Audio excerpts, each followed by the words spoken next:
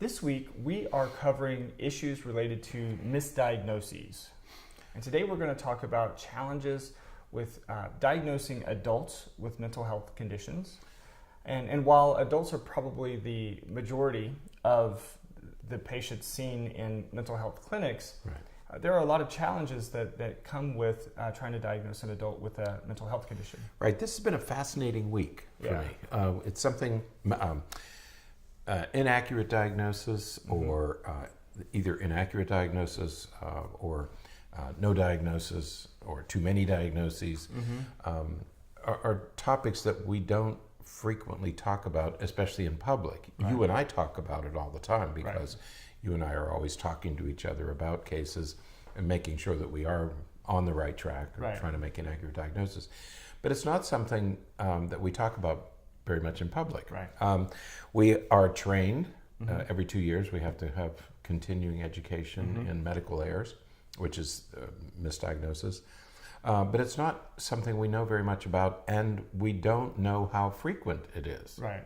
The other thing that we discovered this week is that we don't really know how often misdiagnosis occurs, which is a little alarming. But how would you study it? I mean, who's going to admit that? We could write to our colleagues and say, how many times have we? Because frequently we don't know when we have a misdiagnosed. Right, and we will certainly get into some of the clinician-based factors associated with it on Friday, but you're right. I mean, you don't typically know that you've misdiagnosed someone until the patient's not coming back and they're going to see someone else who did something to identify another issue. Right. So it's something we don't know. We know frighteningly little about the whole area of misdiagnosis. Right. Okay. So it's been a fascinating week. To be able to take a closer look at all of this. Yeah. And this whole week was the suggestion of one of our listeners who happened to casually mention it, and we thought, well, that's a great idea. Right. Let's talk about it. Well, and today we're going to touch on an issue that another listener wrote in about, and that is as it relates to making certain diagnoses, especially in adults. And so we're going to kind of touch on that today as well. So let's kind of jump into this as far as some of these challenges go.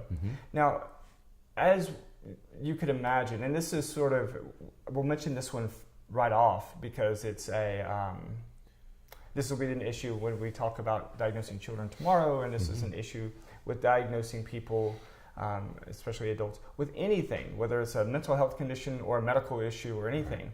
And that is, oftentimes patients will come in with the expectation of a particular diagnosis, either because for one reason or another they want a particular diagnosis, or because they feel from their own research that this particular diagnosis encapsulates what they're experiencing, or any iteration of those kinds of issues. We have people that do come in for assessments that come in believing that they already know what their diagnosis is, and so they answer questions and respond and present in a way that would be consistent with that diagnosis, whether they have that diagnosis or not. That's right. They have they've spoken to friends. They've watched a TV program or a movie where this might be represented.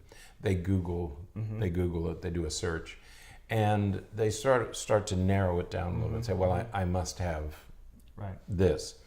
And so they come in and they present those symptoms. Right. Okay. This is particularly true with some populations of patients. I think teenagers, for example, will come in and they're convinced they have ADHD, because they want medication, because they see it as a study aid. Okay, and they'll come in and they'll present all of the symptoms that are associated with ADHD. And say, oh, you must have ADHD because you. So they know what symptoms to discuss in the meeting. But it's true for adults too, is they come in with the expectation that this is the direction that this should go. Right. And they're not intentionally misleading, but they're taking us on a guided tour, if you will, of of symptoms, Right. and that can lead to misdiagnosis because you're only hearing Right. those symptoms, not all. Frequently, you're hearing those symptoms, not all the symptoms. Right. Yeah. Yesterday we talked about issues related to specific diagnoses that are typically misdiagnosed, and bipolar disorder was one. And I think bipolar disorder provides an excellent example of what we're talking about, where people will, if they feel as though they have mood swings, or they feel as though they kind of shift in their feelings about things, they do a quick Google search and it comes up with mood swings equals bipolar disorder, and then they come in confident that they have bipolar disorder. And, again, it's not necessarily the case, but they work to present that way, and sometimes they struggle a little bit when you inform them that that's not it. The internet has changed things so dramatically. As you're talking, I'm thinking about the days when we had to go into a library. You had to physically go to a library. You had to go into Index Medicus, which was a huge... Did you ever use Index Medicus? No. It was a volume. I mean, it was a whole table full. It was a whole shelf full of volumes called Index Medicus, and you'd look up a topic, and they would tell you what journal, where is this topic addressed in the medical literature. Then you'd have to go into those journals and find them on a shelf somewhere, physically on a shelf, and find them, and then you'd pull it out, and somebody had removed it had cut out the article, so it wasn't in the journal where it was supposed to be. Access was so completely different, and this was in the 80s, that we had to do that. But now, people didn't know that the DSM existed in the 80s. I mean, the layman didn't know. Right. Now you can look it up on the internet and get all the symptoms. Yeah. Okay? So it's so much easier to do this today than it was even 30 years ago. Right. Yeah. So that's one major issue. Is the idea that patients often come in with the expectation or with the belief that they have a particular condition, and so they're going to present as though they have that.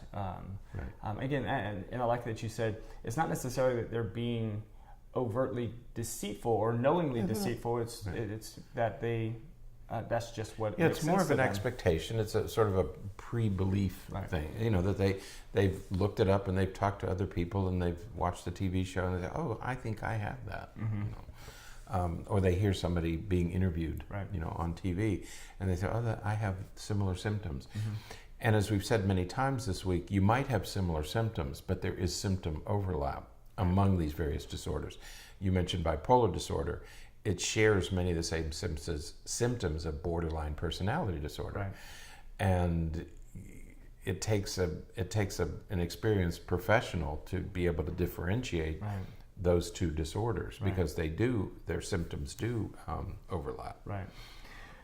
Another issue or challenge associated with diagnosing adults is their presentation. When a patient comes in, many times the patient is so distressed that it's really difficult for them to respond to questions adequately, really difficult for them to provide the necessary background information that is needed to make an accurate diagnosis. And so especially when patients are severely depressed, or if a patient has something like a psychotic disorder or something like that, it's really difficult to make those diagnoses because the patient, him or herself, may be in a position where they're just not a very good historian of their own life. And so it's really difficult to tell, how long did this symptom last? How long did that symptom last? And what made this go away? And what caused this to happen?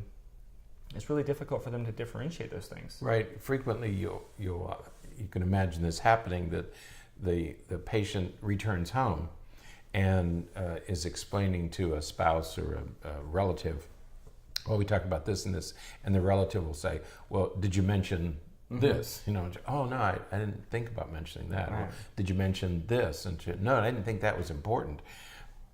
And so the point you make about when you go to the doctor, you probably go because you're in distress, and we tend to report what is currently on our minds, right. what's in our immediate radar. And in the case of bipolar disorder, you may be going through a depressive episode and you talk about depression, right. you talk about depressive symptoms, forgetting to mention that last weekend you stayed up all night painting a bedroom because you had so much energy. Mm-hmm. You just didn't think about mentioning right. it, but that would have important diagnostic implications for the right. physician. Right, and even and you listening may say, well, shouldn't you ask if there's ever been a manic episode? And we typically do. The challenge, the problem is that for those of you who have ever been severely depressed, you know that during those times of severe depression, we can say, have there ever been times when you felt really good, really upbeat, you had lots of energy, and because of the way the depression is affecting you, you say no. Right. You say no. You're so pervasively sad right. at that moment. And so it is, again, not an intentional misleading. It's just that because of this state of distress that the patient is in at the time, we don't get the accurate information. Right. And this, even if we don't talk about being Baker acted or, right. or being subject to a Marchman Act, where you are involuntarily hospitalized and under severe distress, imagine the confusing symptoms right. that a person's likely to present. Right. Now, another challenge, and this is a bit of a tough one, and that is, there are many times an adult comes in presenting with symptoms of a condition that is typically diagnosed much earlier in life. Mm-hmm. And this was the question that a listener wrote in about, and it has to do with diagnosing adults with conditions that are typically diagnosed in early childhood. Things like autism spectrum disorder, or more specifically, like what we used to refer to as Asperger's, or even ADHD. ADHD is another. Right. Those diagnoses are really challenging to make with adults. In an adult. Because, again, diagnostically, characteristics that make up those diagnoses should have been present from the time the person was even a toddler in some cases. Right. And so trying to understand and appreciate how a person goes throughout childhood, through adolescence, sometimes even through college or employment, and now as a 30 or 40-year-old adult, somebody is looking at and saying, man, you've got a lot of traits of ADHD, or you have a lot of traits of autism spectrum disorder. It makes it really difficult to make that diagnosis. We the ADHD, I think, was the first one of these, this idea of adult ADHD. Right. Okay, and it hit the popular literature 20 or 30 years ago. Right. As it suddenly people said, well, this is an adult who has ADHD. What happens is, with these disorders that you typically diagnose in childhood or adolescence, for example, we frequently see adults who are in their, say, 40s or 50s, and you take a person, man or woman, it doesn't matter, though they had ADHD, but their parents were able to tolerate it. They got through college, and they used the energy of ADHD to have a successful career. Many of them become wealthy business owners. Others become physicians. I remember Mel Levine had to have ADHD. I mean, he was just so active and so productive. He had this enormous energy.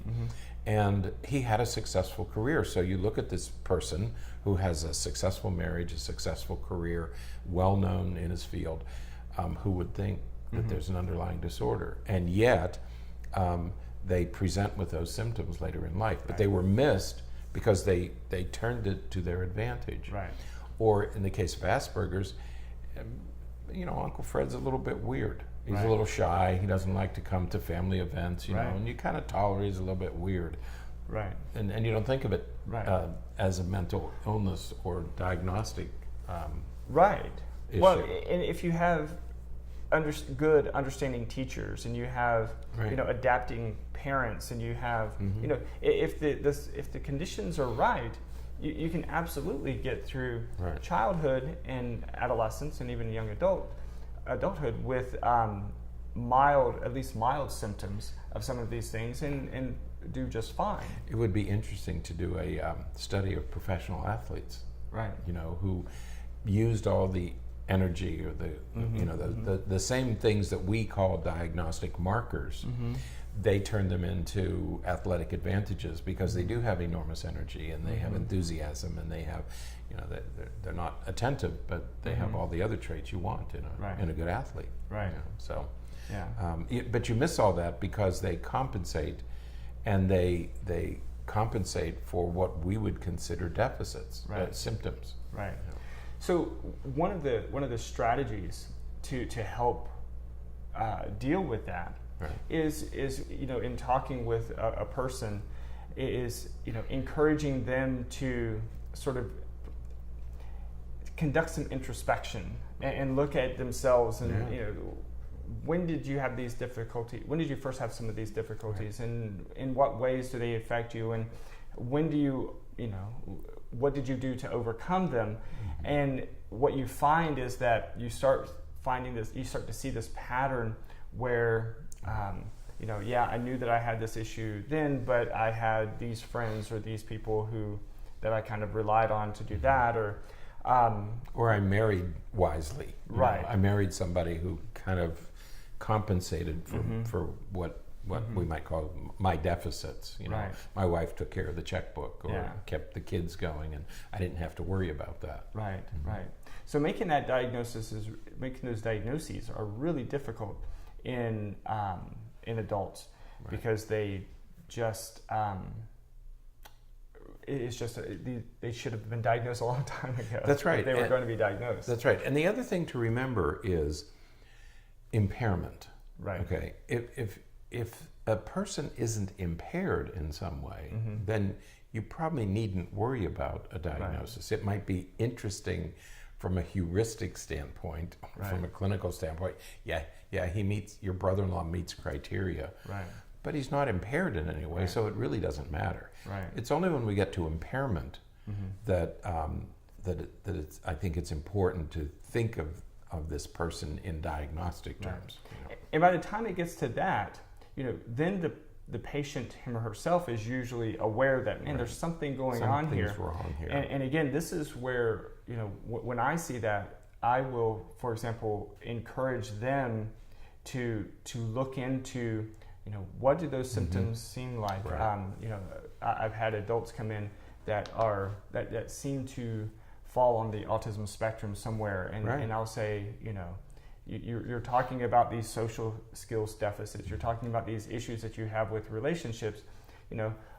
Does that sound like anything to you? Does that sound like anything? And it helps them again perform some introspection and build their insight a little bit, so that we can then talk about it diagnostically and then treatment wise. Right. And in addition to impairment, the other thing to remember is the stress diathesis model, in that many people who are successful students, who are good at being a student, they can get through high school, they can get through college, but when they enter a marriage, let's say, and they start to have children, that's a skill set that they may not possess. Right. And so stress increases, and it brings them to a tipping point where they do experience impairment. They never did before. They were able to get through college and graduate school or medical school or law school because they knew how to be a good student. But then they get into real life situations, and the increased stress of not being able to handle that can tip you over into impairment, and then you look for a diagnosis. But again, it didn't appear because of that stress. The stress wasn't sufficient enough to bring it out. Right. So when it comes to diagnosing adults with mental health conditions, or I guess any medical condition really, there are some significant challenges and limitations. We talked about a number of different issues. And we didn't, of course, even touch on the idea of stigma and the idea that, you know, sometimes people will come in for a mental health diagnosis, but aren't there because they want to be there. They're there because their spouse or their probation officer or somebody is making them be there. And so they're not going to be very forthcoming, and it's going to be really difficult to make a diagnosis. And, you know, psychologists and therapists and counselors, we don't have crystal balls. We can't tell that something is there if we don't know that it's there. So we don't know what we don't know. And when your spouse picks up her cell phone and says, I'm either going to call my attorney or your physician, right? It's time, okay? Right. And sometimes that happens. Is if you don't deal with this, I'm not going to do this anymore. Right. And it's that kind of a threat. And it's under those conditions. And not necessarily coerced into coming in, but fearful of what might happen. Right. And again, you might get inaccurate information because of fear. Right. Okay. So lots of reasons why. And what makes it so difficult is that the diagnoses we're talking about are based on clinical symptoms, not lab. We've said that all week. They're not based on lab. You can't go in and take a test. Somebody has to make a clinical judgment, and it's based on what patients are reporting, either directly reporting or reporting through a test. Right, absolutely. So, all right, well, that is it for today. I love this stuff. I'm so happy that we got this suggestion from a listener. It's a good topic. And again, we always say this, if listeners, if there are things you want us to talk about, please let us know. We're happy to do it. Absolutely so. All right, that's it for today. Until next time, stay happy, stay healthy, and forget to be afraid.